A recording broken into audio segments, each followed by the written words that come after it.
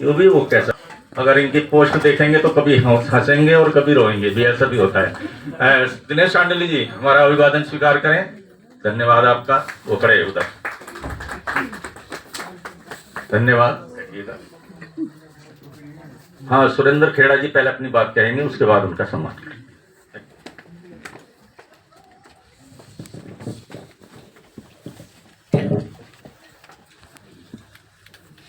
तथागत गौतम बुद्ध को नमन करता हूँ।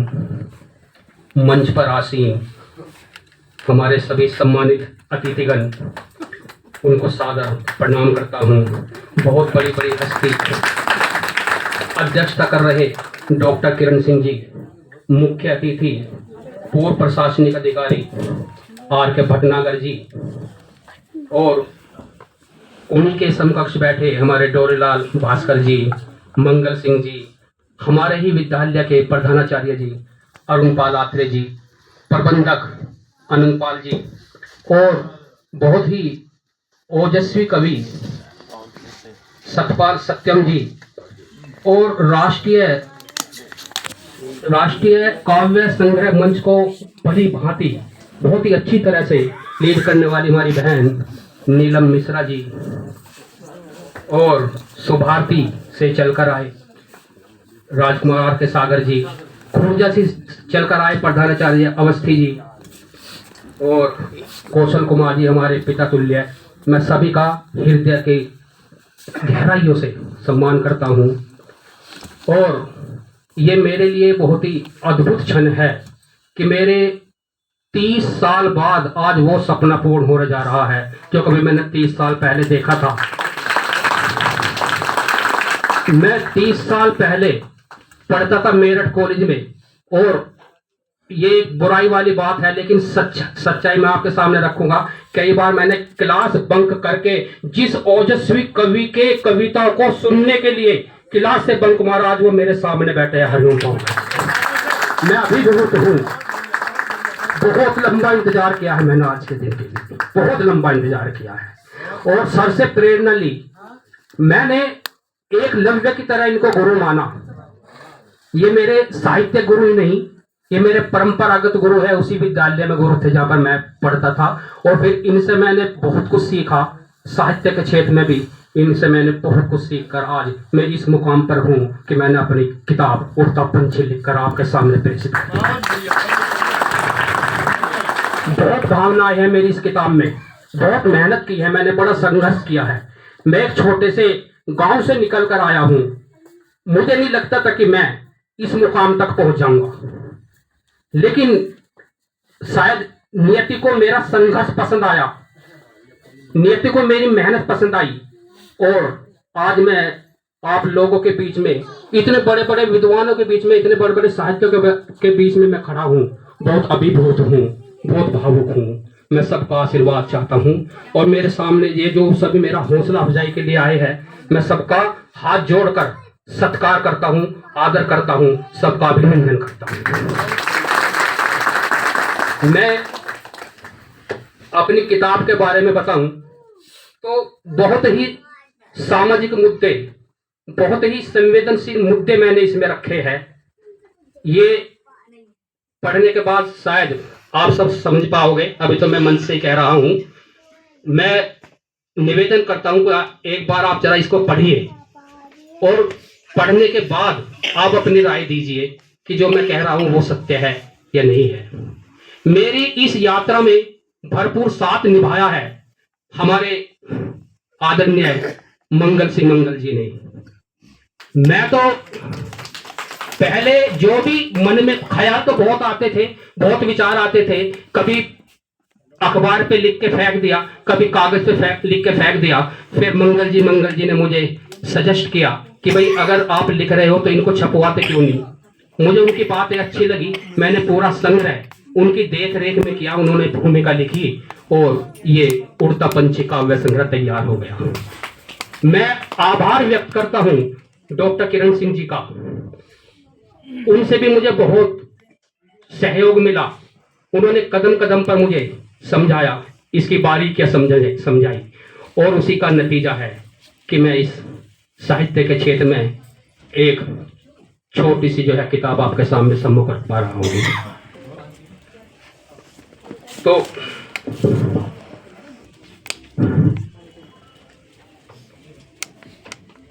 इसमें काफी ऐसे विषय को भी मैंने छुआ है, क्योंकि मैं खुद शिक्षक हूं। तो इसकी शुरुआत भी मैंने शिक्षक से ही की। जो खुद जलकर दीपक की तरह हम सबको उजाला करते हैं, औरों के लिए ही जीते हैं, औरों के लिए ही मरते हैं, अपने ज्ञान की बूंदों को जो सब पर बरसाते हैं, वो मानव ही इस धरती पर सच में शिक्षक कहलाते हैं, सच में शिक्षक कहलाते हैं।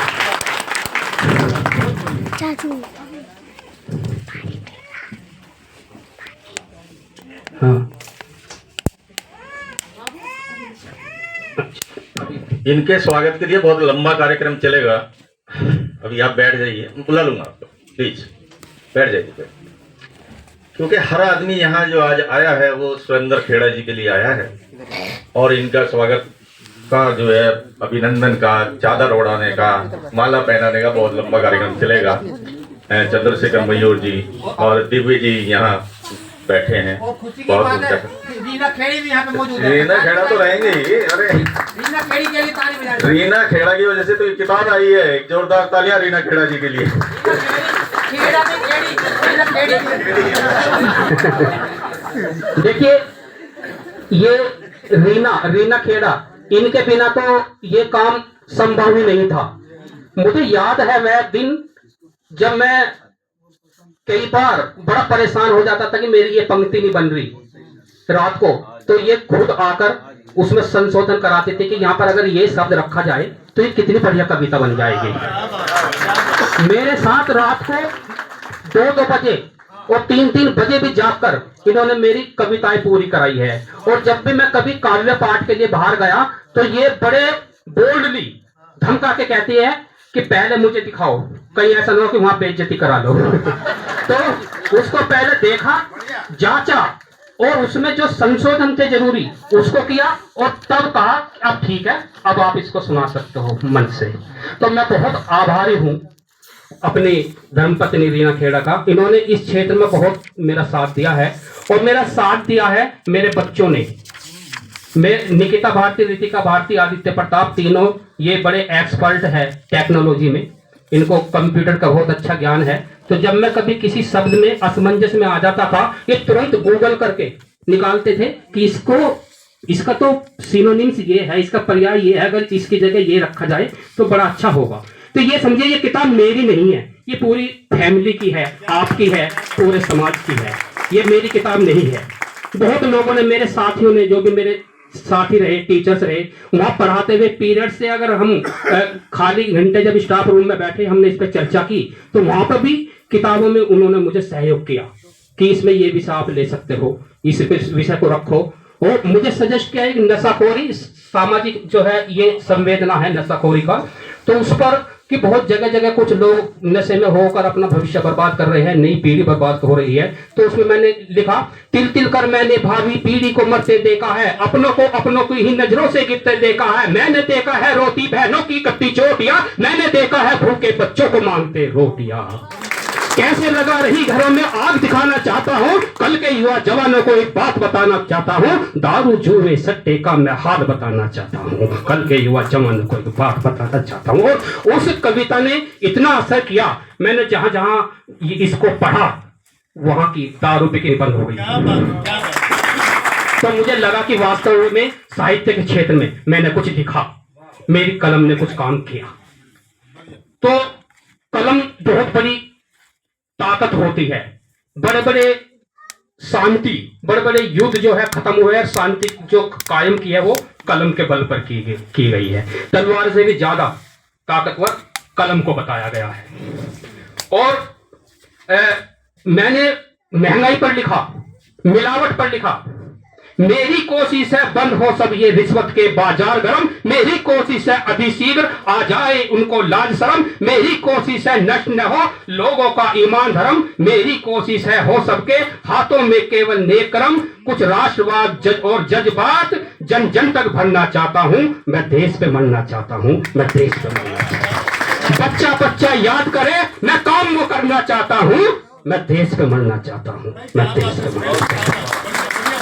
तो इसी तरह की बहुत सारी अनसुलझे रहस्य, अनसुलझे विषय मैंने इसमें लिखे। मैंने थोड़ा लोकतंत्र को भी, डेमोक्रेसी को मजबूत करने के लिए शब्द लिखे कि ऐसे क्यों ऐसे नेता को वोट दो जो 5 साल में दिखते हैं, चंद सिक्कों में ही बिकते हैं, जो बैठे सदन में डरे हुए और जो हो जमीन से मरे हुए, जिसकी नीयत में खोट हो।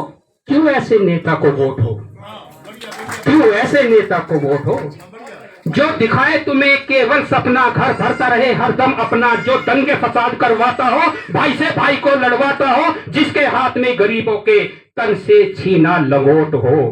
क्यों ऐसे नेता को वोट हो, क्यों ऐसे नेता को वोट हो। और आज भी कायम है, गांव की पृष्ठभूमि से जुड़ा हूं साहब, गांव की मिट्टी उसकी सुगंध को भूला नहीं हूं, गांव से निकला हुआ हूं और ना ही भूल पाऊंगा।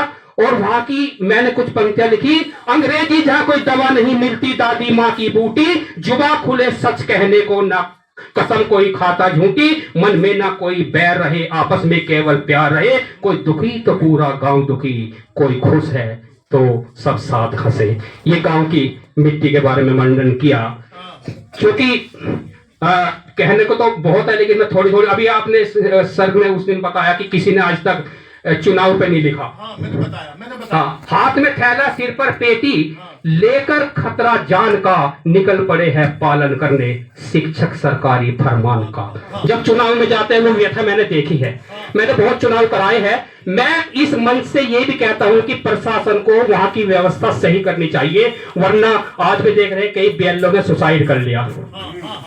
और वो व्यवस्था भी ऐसी होती है, ये ऐसा सोचते हैं कई बार तो ये नौकरी चली जाए, पर ऐसी व्यवस्था में नौकरी करना ठीक नहीं है। वहां सिर पर पेटी रखकर जब जमा होती है तो बहुत अव्यवस्था होती है। तो उसमें मैंने लिखा है, मुंह पर कपड़ा मन में चिंता, कंधे पर रखकर बैग लिया, मत पत्र लेखा गोली पानी सुई धागा और टैग लिया, ढूंढ रहे हैं उछल उछल कर मत दे स्थल और नंबर को, चिलचिलाती धूप में टक टक देख रहे हैं अंबर को, देख रहे हैं अंबर को। एक तो खतरा झगड़े का और ऊपर से है बीमारी, क्या क्या खेल खिला देती है भूख पेट और लाचारी। तो काफी बड़ी है, मैं थोड़ी थोड़ी ही पंक्ति सब ये आपको के सामने प्रेषित कर रहा हूं।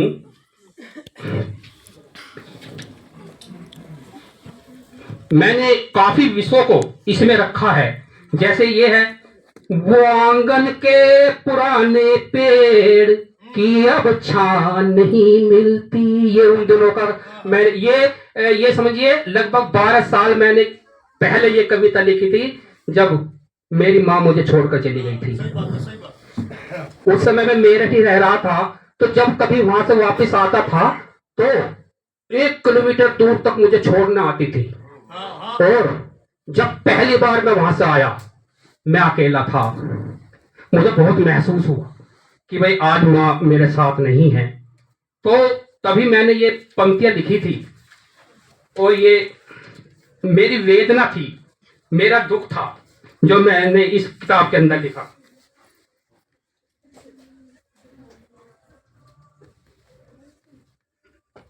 और मैंने महसूस किया कि अगर आज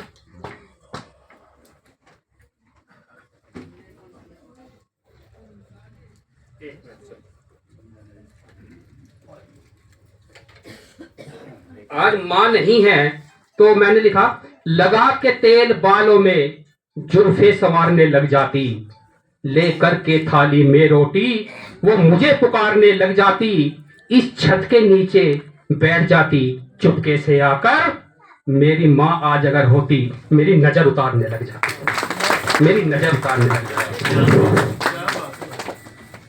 और भी मैंने बच्चों पे भी लिखा कि मोबाइल बहुत बड़ा गुरु है, लेकिन यदि इसका दुरुपयोग किया जाए तो इससे बड़ा हथियार भी नहीं, इससे बड़ा नुकसान भी नहीं। हाँ जी जी जी जी जी, बहुत बहुत बढ़िया, बिल्कुल लास्ट तक जी बिल्कुल। तो इस मोबाइल ने बड़ा नुकसान किया है बच्चों का। खाना छीना, पीना छीना, परिवार संग जीना छीना, बल्लों की दुकान छीनी, चेहरे की मुस्कान छीनी, घोड़ा छीना, हाथी छीना, शतरंज का वो साथी छीना, दादा दादी का ज्ञान छीना, क्रिकेट का मैदान छीना, चित्रहार के गीत छीने, रविवार के मीत छीने, बचपन की सब मस्ती छीनी, रंग गुलाल और बस्ती छीनी, नाना जी की गलियां छीनी, छत से लटकी डलियां छीनी, खेतों का खलियान छीना, अखड़ों का मैदान छीना, कागज कलम दवा छीनी, पेपर और परीक्षा छीनी।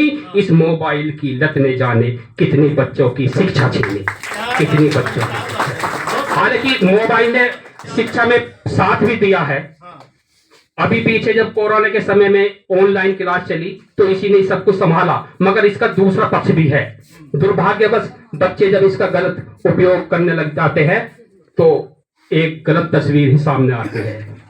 तो ये काफी अगर मैं सारी यही सुना दूंगा तो फिर पढ़ेगा कौन। तो मैं ये भी सोच रहा हूं आप यहाँ आए, मैं शब्द नहीं है मेरे पास कि किन शब्दों से मैं आपका शुक्रिया अदा करूं। बस आपसे ये इल्तिजा है कि मेरी कलम को मजबूती देते रहे, प्यार देते रहे, स्नेह देते रहे, आशीर्वाद देते रहे। मैं आपका हमेशा आभारी हूं। 5 सेकंड में 63 नंबर की कविता है अर्धांगिनी को समर्पित। ये 2 लाइन और सुना दे। जी जी जी नहीं, समीक्षा तो हो जाएगी। मुझे तो सारी किताब जबानी याद है। हाँ जी, ये चलिए मैं सर का ये मैंने लिखी है अपनी धर्मपत्नी के लिए। नदियां नाले चांद सितारे सब फीके हैं तेरे बिन, सांसों बिन जीवन की डोरी जैसे दिखे तेरे बिन। क्या बात है। तेरे बिन ना चमक कांच में ना खुशबू फूलों में है, तेरे बिन जो धूल अंबर हिम्मत का झूलों में है। क्या बात। तेरे बिन जो झूलू अंबर हिम्मत का झूलों में है, सादा कपड़ा सादा जीवन सादगी थी तरकारी में, खाली जगह लगी भरी सी तेरे आने पर अलमारी में। इनके आने से पहली स्थिति और इनसे आने के बाद की स्थिति में जमीन आसमान का अंतर। बिल्कुल, मैं तो एकदम ऐसा था, ना कोई टारगेट ना जीवन में कोई खास, और इनके आने से मेरी जिंदगी में रौनक आ गई। गमलों की भी बढ़ गई संख्या, महक उठे चंपा के फूल, और सच बोले तो घर आंगन की हटी तेरे हाथों से धूल। परिवार से दूर अकेला रहता था मन को मारे, कदम पड़े जब घर में तेरे छट गए सारे अंधियारे, और प्रकृति का साथ मिला तो गूंज उठी किलकारी भी। प्रकृति का साथ मिला तो गूंज उठी किलकारी भी, शोर शराबा फुलझड़िया और चलने लगी पिचकारी भी। याद मुझे वो पल भी है जब कई दफा भूखी सोई, चोट मेरे तन को पहुंची और आंख तेरी भर भर रोई, आंख तेरी भर भर रोई। मैं चाहूंगा जरा मेरे साथ आ जाइए इस कविता के लिए। हाँ, एक बार जोरदार तालियां बजा दीजिए। मैं बहुत याद मुझे वो पल भी है जब कई दफा भूखी सोई, चोट मेरे तन को पहुंची तो आंख तेरी भर भर रोई। दुख तकलीफ बिछेली है इस चौकट पर तूने आकर, सच बोलूं तो मैं भी खुश हूं तुझ जैसी गृहिणी पाकर, तुझ जैसी गृहिणी पाकर। 25 साल बीत गए तेरे साथ मिलाते कदम तार, बहुत बहुत मुबारक हो तुम्हें ये जीवन का नया साल, ये जीवन का नया। क्या बात, बहुत खूब, अद्भुत। वाह वाह वाह वाह, तालियों से। और बस मैं एक दो पंक्ति करके मैं, क्योंकि आप सबको भी समय चाहिए। हाँ, बस एक छोटी सी कविता है मेरी बेटी।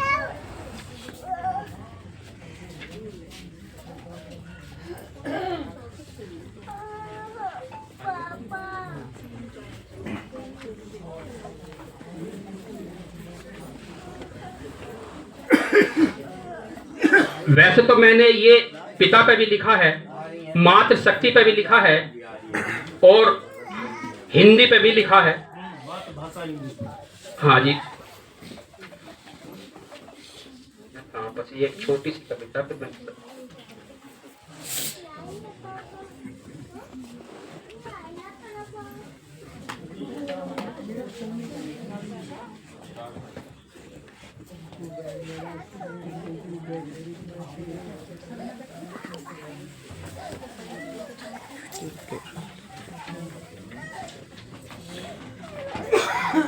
चलिए सर, मैं पुनः बहुत बहुत आभार व्यक्त करता हूँ।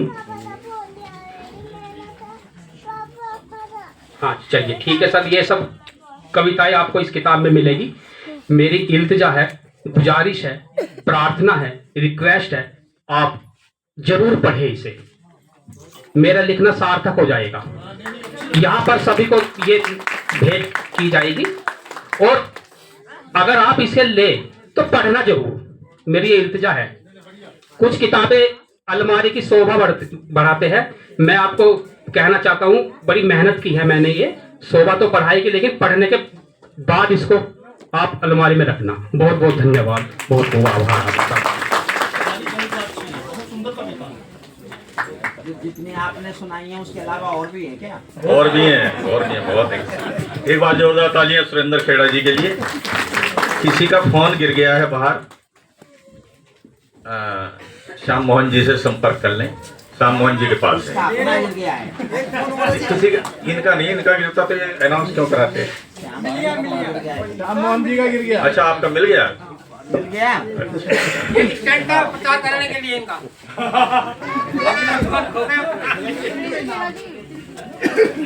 देखिए प्रचार का तरीका है।